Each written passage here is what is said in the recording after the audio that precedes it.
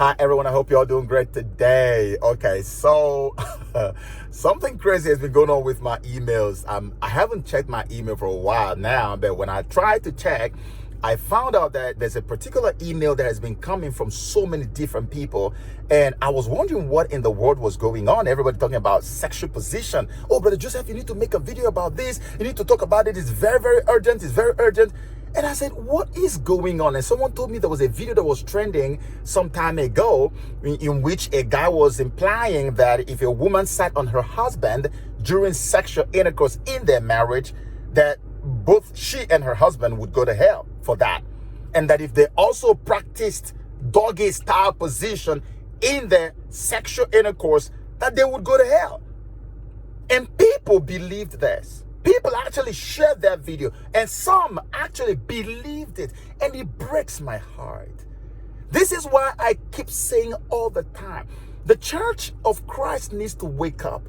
We need to stop relegating sex education to the background. We need to stop treating everything about sex like it's some unholy, no-go area stuff. No, it is extremely important in our families, in almost everything that has to do with our religious journey on earth. Sexual education is so indispensable.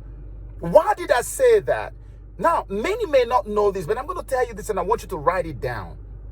Sexual intercourse in a properly constituted marriage isn't just a form of worship. It's a higher form of worship. I feel like I want to say that again. Sexual intercourse in a properly constituted marriage isn't just a form of worship. It's a higher form of worship. So if you are married legally and you are making love to your wife, you guys are engaging in a very high level worship to the Most High God who created sex and gave it to us to enjoy. And somebody will come and tell you that because you sat on your husband or because you took a particular position that you will go to hell, and you went to believe the person. Imagine if the church took the front seat in terms of telling people what the truth is about sex education. Imagine if we kept on telling our church members, this is what we should do about sex. This is what you need to know about sex. Imagine if we didn't keep quiet and allow pornographic videos to teach us lies about sexual intercourse in marriage. Imagine what would have happened. At least when people see videos like that, they would have been like, oh, come on, please.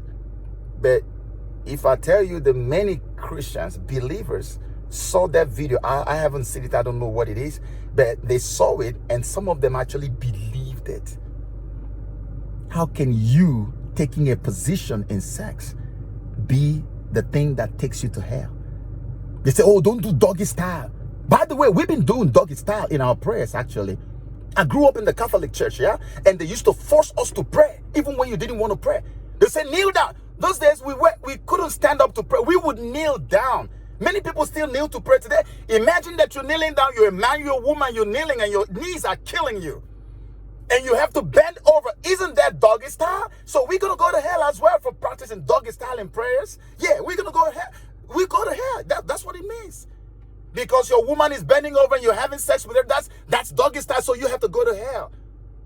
There are certain things I hear, and in all sincerity, genuinely, I feel the people who say these things should be actually committed to a psychiatric home. It's not everything we hear that we should pay attention to. You don't have anything to lose by just doing a little research and finding out the truth about what God intends for marriages in sex. We have to be very, very careful. And having said that, it does not mean that during sexual intercourse in marriage that there are no limits. No, there are limits. And I'm going to explain to you what I believe the limits are. And it's not just because I want to have some type of religious speak or I want to be fanatical or whatever. I'll tell you because I have done research on it. I tell people all the time, in your sexual intercourse in marriage, stay away from anything that has to do with anal sex.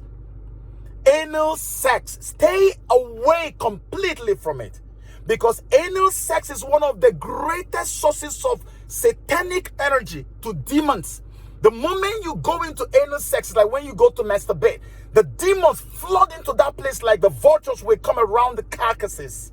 So when they flood in, you are doing that stuff, you are generating the energy, and they are feeding off of it. Take this to the bank and cash it. It's not me just talking because I'm a religious guy. I have done my research, and let me promise you this, and I want you to hold this to me, hold this against me if I don't do it, right?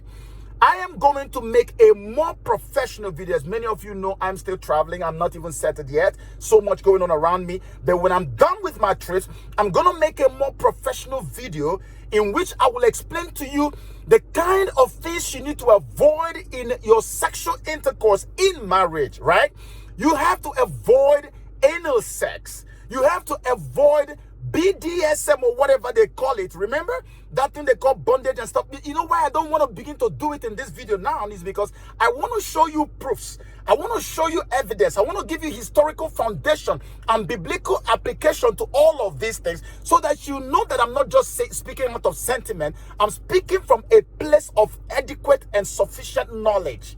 That's why I said in my next video, and I want you to look out for this, I'm going to tell you more about anal sex. I'm going to tell you more about BDSM. I'm going to tell you more about oral sex. Many people want to know this. And I'm going to tell you actually what I think and what I feel and give you my reasons for feeling and thinking that way about all these practices. Now, beyond those extreme practices, I can tell you this.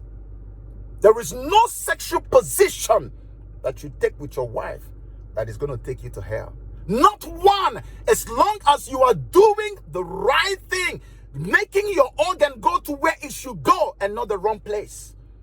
Anybody who tells you that missionary is what you should be doing, the person needs to be checked into a psychiatric home. Are you kidding? Okay, so me now, I will marry my wife and I will be doing missionary. I'll be doing missionary with my wife. You go to church to worship the Lord. You can stand up, you can jump around, you can praise and dance and do all kinds of stuff. You can sit, you can kneel, you can do everything. But when it comes to the bedroom, you will just do missionary and you feel like you're a human being, you've done your job. And your wife is dying and perishing and lacking emotional support and emotional satisfaction. And you are okay with it. Something must be wrong with that individual. Make love to your wife until the woman cries out and says, yes, the Lord is good. What is wrong with us? We should stop treating sex as if it's something, some no-go area stuff. No! Sex is very important. And I want to repeat this again. It is the highest, one of the highest forms of worship to God for people who are married. I'm not going to do no missionary. No. In fact, I will look for different positions. I will even go research it. Make your wife enjoy you in bed so you don't expose her to satanic addictions like lesbianism and all kinds of stuff. I did a video some time ago in Nollywood about this. A pastor who would always go and preach and do all those kind of vibrations and everything in church. But when he comes home, it's so difficult to get this man to sleep with his wife. And even when he does, he just wants to do missionary and go and sleep. How dare you do that? Make love to your wife. That is worship. Worship passionately. If you worship God passionately in church, you should be more passionate in bed when you worship Him through sexual intercourse. Wait for my video. I can't wait to deal with this topic. This is why God wants us to wake up. You know, when the Bible says, when God Himself said, my people perish for lack of knowledge, I think this is what He was talking about. The lack of knowledge is dealt a heavy blow to us. But thank God for people like us who are out there to call it out as it is. May God bless you. Please keep me in your prayers. Like I said, I'm still traveling. And when I'm settled, probably in about a week or so, I will make a proper video to tell everybody what they need to know about the no-go areas and about all the things we have to do and practice in sexual intercourse in our marriages. And I pray the Lord will guide and keep you in all that you do. God bless you. Bye-bye.